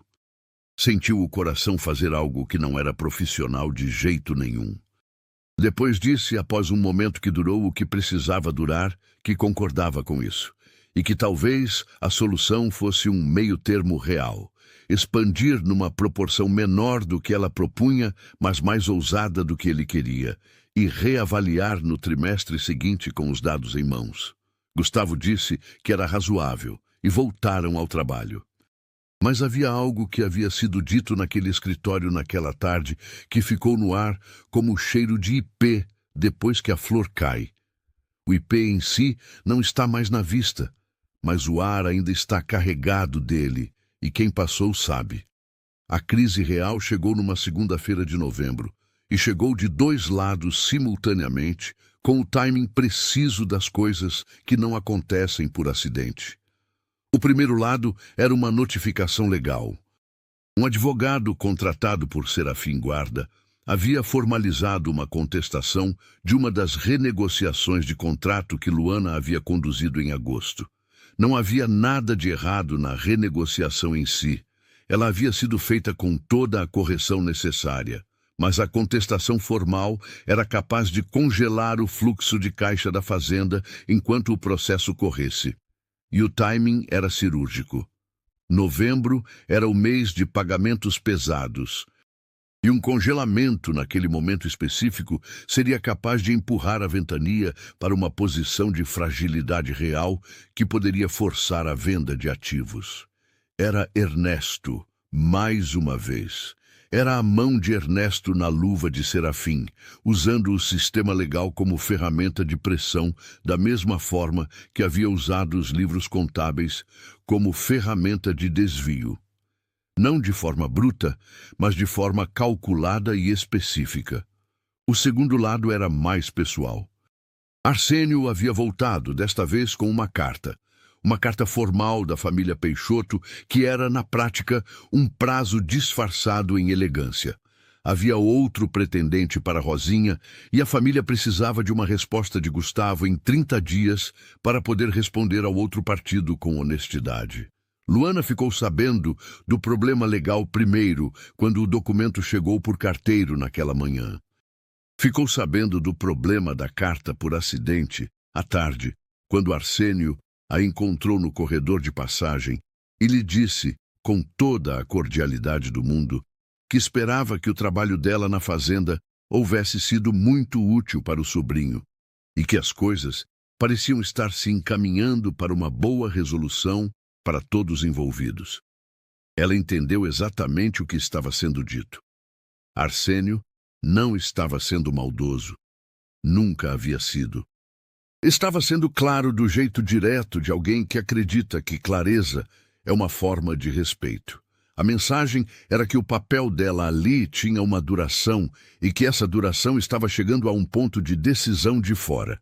Naquela noite, Luana ficou acordada no quarto com a janela aberta para a noite do cerrado, ouvindo o coachar de sapos distantes e o vento movendo as bananeiras do quintal de um jeito que fazia um barulho suave e constante. Pensou com a honestidade que era sua característica mais fundamental. Mais do que a competência com os números, mais do que o orgulho, mais do que qualquer outra coisa que a definia, sobre o que havia acontecido nos meses em que estava ali. Havia chegado com um acordo claro, e havia cumprido esse acordo em todos os atos e todas as ações. Mas havia também algo que havia crescido fora dos atos e das ações, no espaço entre eles. Nas xícaras de café sem explicação, no livro encontrado na estante, nas tardes de chuva na varanda, no olhar de setembro no terreiro, nas palavras de outubro que haviam dito mais de uma coisa ao mesmo tempo. Havia algo que era real, com o peso e a textura das coisas reais e não das imaginadas.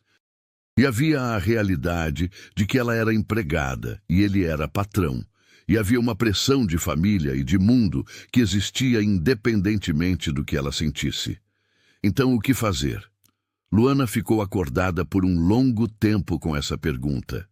E chegou, como sempre chegava diante dos problemas difíceis, não a uma resposta emocional, mas a uma clareza sobre o que era verdadeiro. O que era verdadeiro era o seguinte: ela não podia controlar o que Gustavo sentia ou o que Gustavo decidia.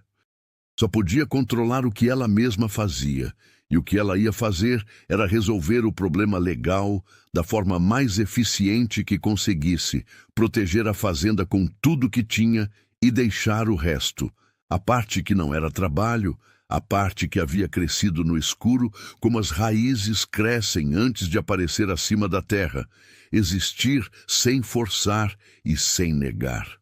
Porque as coisas reais têm o hábito de encontrar o caminho delas. E fingir que não existem não as faz ir embora. Só as faz crescer no escuro até que não haja mais espaço para fingir. Na manhã seguinte, ela estava no escritório às 5h30.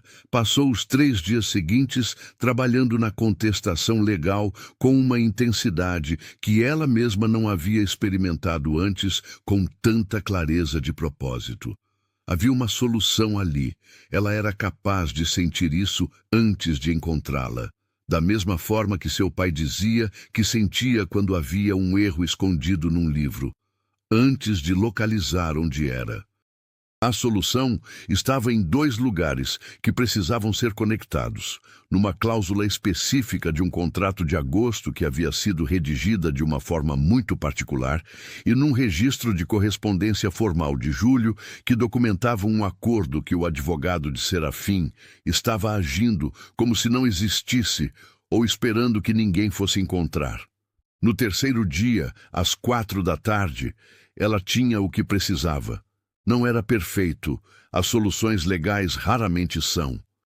Mas era sólido o suficiente para tornar a contestação inviável, de prosseguir sem um custo alto demais para quem havia iniciado, especialmente considerando que o que havia sido contestado era um processo que tinha sido conduzido com toda a correção.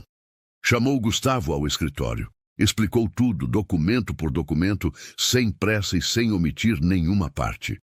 Ele ouviu sem interromper uma única vez, com a concentração total que era a marca dele, quando algo era verdadeiramente sério. O corpo inclinado levemente para frente, os olhos seguindo cada papel que ela indicava, a expressão daquele rosto marcado pelo sol completamente presente. Quando ela terminou, ele ficou em silêncio por um longo momento. Depois perguntou se ela tinha certeza. Ela disse que tinha.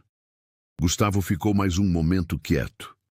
Então, fez algo que ela não havia esperado. Levantou da cadeira, caminhou até a janela, ficou olhando para o pasto lá fora por um instante com os 2 braços pousados no parapeito. Quando se virou, havia na expressão dele algo que estava além de qualquer coisa que ela havia visto antes naquele rosto. Era alguém que havia chegado ao limite de conter alguma coisa por tempo demais e que havia decidido parar de conter. Disse que precisava dizer uma coisa para ela. Luana ficou quieta. Ele disse que quando ela havia chegado ali, havia um acordo.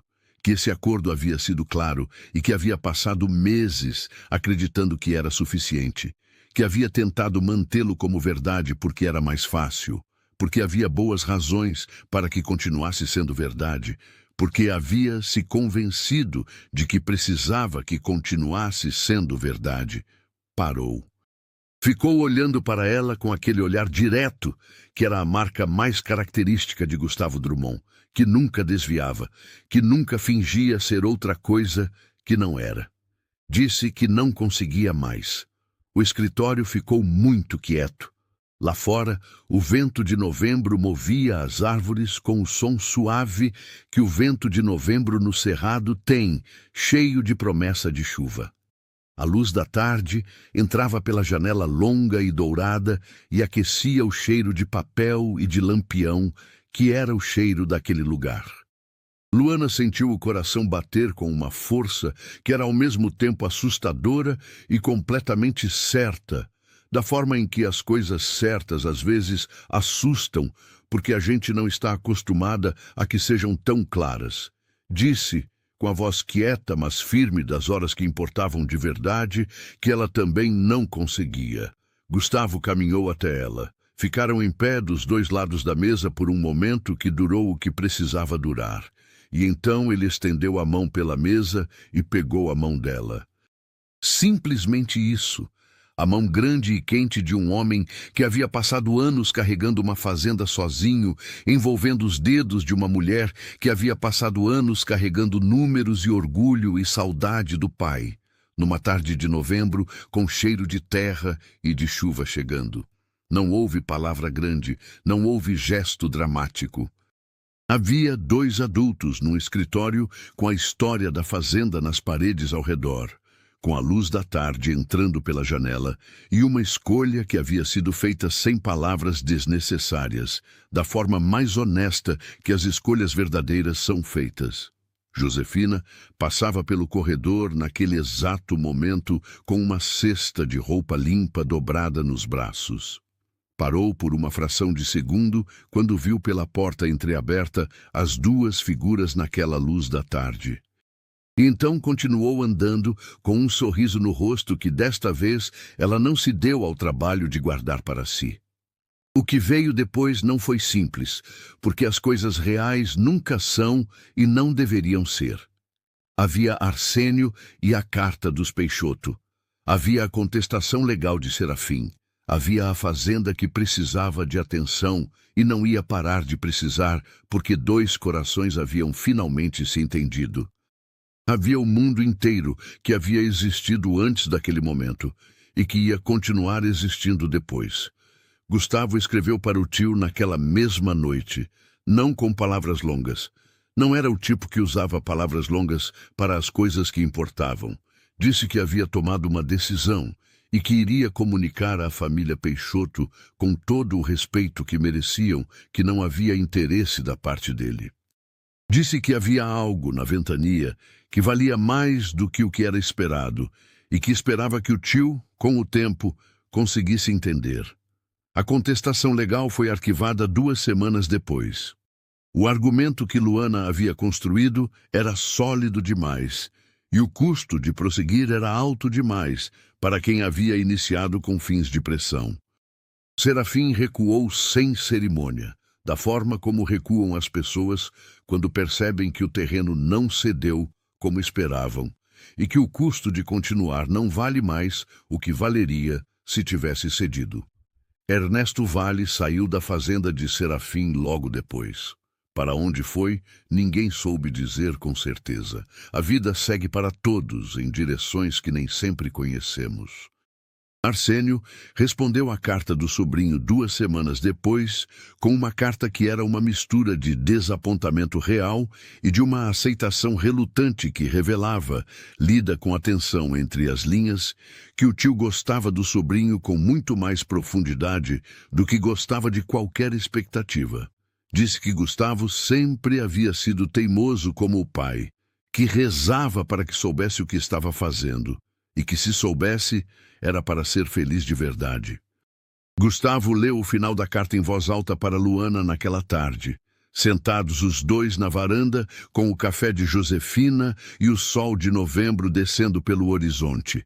E pela primeira vez em meses, talvez em anos, riu de verdade ao ouvir a comparação com o pai, um riso curto e genuíno que ela guardou como guarda as coisas que a gente quer poder lembrar.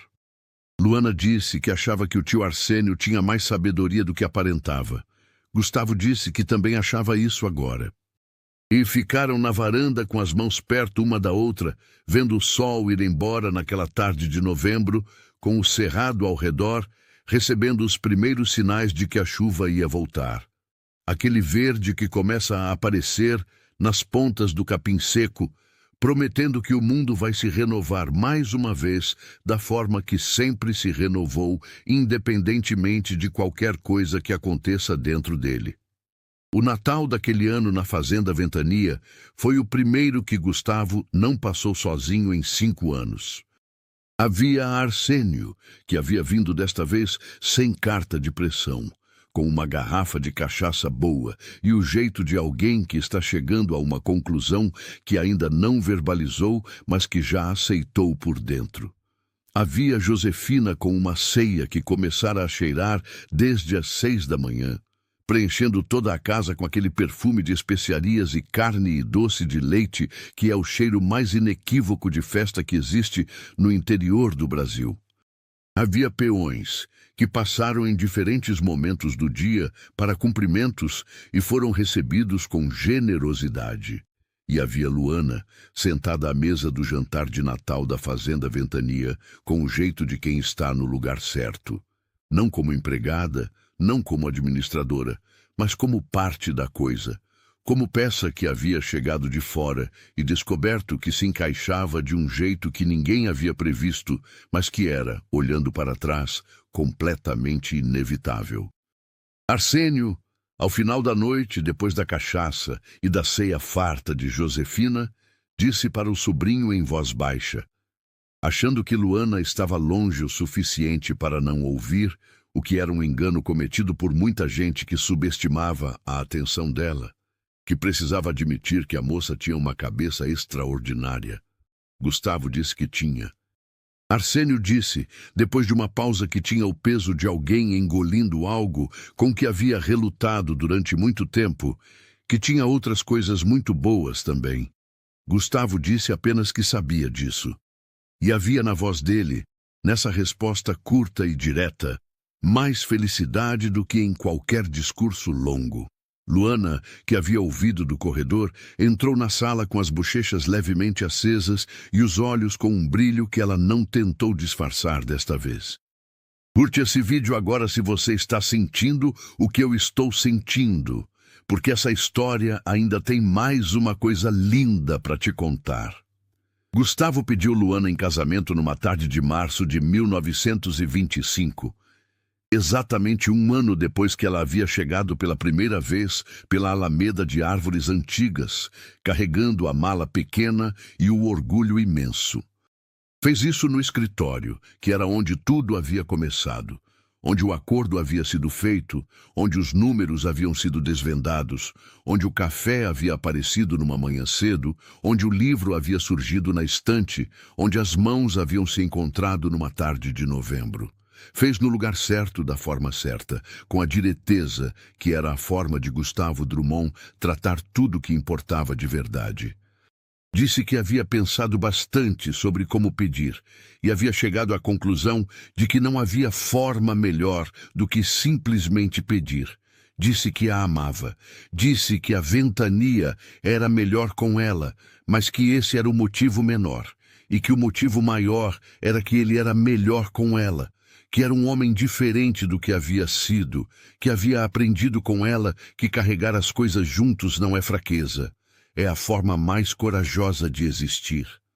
Luana ficou olhando para ele por um momento que durou o que precisava, e então disse que sim, com a voz quieta e firme das horas que importavam, e com os olhos que desta vez não tentaram guardar nada.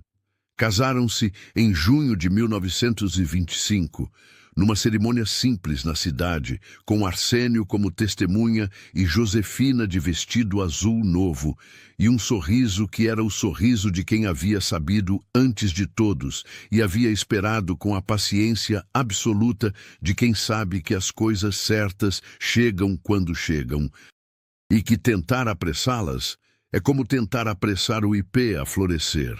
Os anos que se seguiram foram do tipo que não se descrevem em momentos dramáticos, porque não foram feitos de momentos dramáticos. Foram feitos de coisas menores e mais sólidas. O trabalho de cada dia, as decisões tomadas juntos, as discussões que às vezes ficavam acesas e sempre terminavam em solução melhor do que qualquer um dos dois havia chegado sozinho. Foram feitos de tardes na varanda, com as duas cadeiras sempre juntas, e das manhãs em que o café continuou aparecendo no canto da mesa do escritório, mesmo depois que o hábito já não precisava ser secreto, apenas por costume e por carinho. Foram feitos de anos bons e de anos difíceis, porque o cerrado tem suas secas e o mercado tem suas quedas, e a vida não poupa ninguém de desafio. E de uma constância entre eles, que era o tipo de coisa que não se improvisa, que só existe porque foi construída tijolo a tijolo, dia a dia, no espaço entre as coisas. A fazenda Ventania cresceu com a consistência das coisas bem feitas. O rebanho expandiu conforme o plano que havia sido desenhado em papel de embrulho numa tarde de setembro com colunas de cores diferentes. O canal com o comerciante de Brasília tornou-se parceria duradoura que durou muitos anos e trouxe estabilidade real.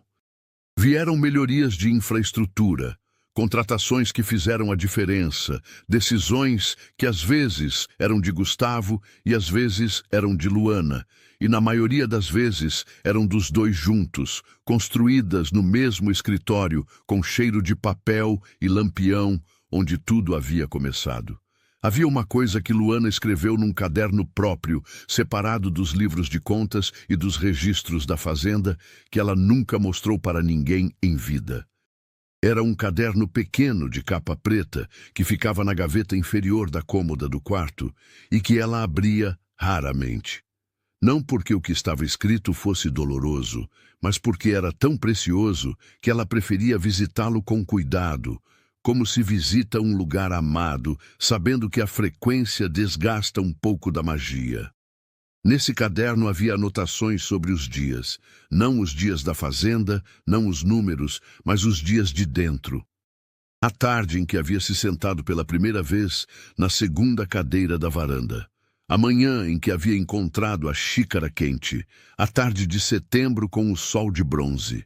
A noite do ramo de jatobá e o círculo de lampião, e as palavras que eram duas coisas ao mesmo tempo.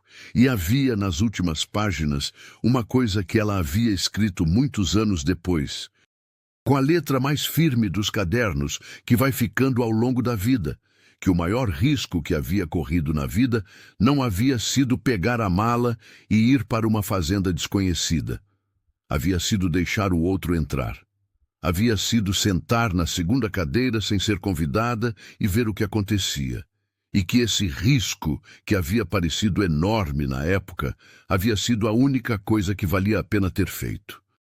Josefina ficou na fazenda muitos anos mais. Envelheceu ali com a dignidade de quem sabe que está no lugar certo. E via Luana e Gustavo com a satisfação discreta, mas profunda, de quem plantou uma semente sem que ninguém soubesse, e depois viu a árvore crescer. Nunca disse que havia sabido antes. Não precisava.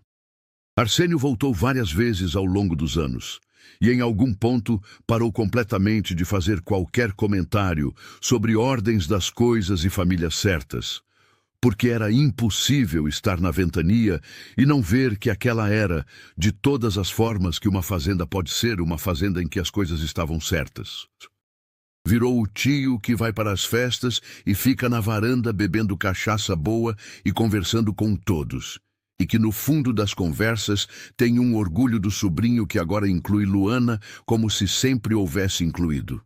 Numa tarde de muitos anos depois, uma tarde de março, que era o mês em que tudo havia começado e era, portanto, o mês que mais carregava memória naquele lugar, Gustavo e Luana estavam sentados nas duas cadeiras da varanda. O sol estava descendo com aquela cor de bronze que o sol de fim de tarde no Cerrado Goiano tem quando a estação das chuvas está chegando, e o ar tinha o cheiro específico de terra que está prestes a ser molhada, que é um dos cheiros mais antigos e mais honestos que existem. Havia um livro de contas aberto no colo de Luana, havia uma xícara de café na mão de Gustavo. Havia entre eles o silêncio que existe entre as pessoas que se conhecem há tanto tempo, que o silêncio é a conversa mais honesta que podem ter. Gustavo disse, sem olhar para ela, que havia um número errado na segunda coluna da página que ela estava lendo. Luana disse que não havia. Ele disse que havia sim. Ela disse que ele não conseguia enxergar nada daquela distância. Ele disse que enxergava perfeitamente bem. Ela lhe passou o livro com uma paciência que era, na verdade, uma cumplicidade disfarçada. Ele olhou por um momento, com os óculos que havia começado a usar há alguns anos e que ela sempre disse que ficavam bem nele. Depois devolveu o livro. Disse que talvez ela tivesse razão desta vez. Luana disse que sim, que tinha. Gustavo a olhou de lado com aquele traço de humor guardado que ela havia aprendido a esperar e a amar ao longo de todos aqueles anos juntos. Aquele quase sorriso que aparecia pelo canto da boca quando ele estava bem de um jeito real e não de um jeito de circunstância. Pegou a mão dela com a naturalidade de quem faz isso há tantos anos, que já faz sem pensar, que faz como respira. Ela deixou, como sempre deixava, com os dedos que haviam percorrido tantas colunas de número e tantas páginas de contrato entrelaçados com os dedos que haviam carregado uma fazenda do fundo de volta para a luz. O sol continuou descendo sobre o cerrado com a generosidade lenta de sempre. Os ipês no limite do pasto estavam floridos de roxo e amarelo naquela época do ano, aquela extravagância discreta que o cerrado se permite quando a estação está certa. Como se soubesse que foi paciente o suficiente durante a seca para merecer a beleza que vem depois. E as duas cadeiras da varanda da Fazenda Ventania ficaram ali como sempre haviam ficado, uma ao lado da outra, com as pessoas certas nelas, como se sempre houvesse sido exatamente assim e nunca pudesse ser de outra forma. Às vezes, a vida começa de um jeito e vai para um lugar que a gente nunca teria desenhado se tivesse a chance de desenhar. Às vezes, o caminho de terra vermelha que leva até o portão de uma fazenda desconhecida é também o caminho que leva até a coisa mais importante que a gente vai encontrar. Às vezes, a contratação que era para ser só trabalho, com o acordo claro e as condições bem estabelecidas e a certeza absoluta de que era isso e nada mais, vira aos poucos, numa xícara de café, num livro na estante, numa tarde de chuva, num olhar que dura 2 segundos a mais do que precisava, a mais bela história de amor que uma fazenda já guardou entre as suas paredes. E quando o amor nasce assim, construído devagar no espaço entre as coisas, sem pressa e sem drama e sem que ninguém tenha planejado, é o tipo que tem raízes fundas como raízes de jatobá, que o tempo não abala e que a dificuldade só faz crescer mais. É o tipo que fica, e foi exatamente isso que ficou. Por todos os anos da Fazenda Ventania, que ainda estavam por vir, por todas as estações do cerrado que ainda haveriam de passar, por tudo que a vida ainda preparava para os dois, ficou, quieto, firme, construído no espaço entre as coisas, onde os amores verdadeiros sempre são construídos, como a própria ventania que havia sobrevivido às dificuldades e saído mais forte do que entrou, como o cerrado que toda seca parece matar e toda chuva ressuscita. Como tudo que é real e tem raízes, que vão fundo o suficiente para aguentar qualquer temporal.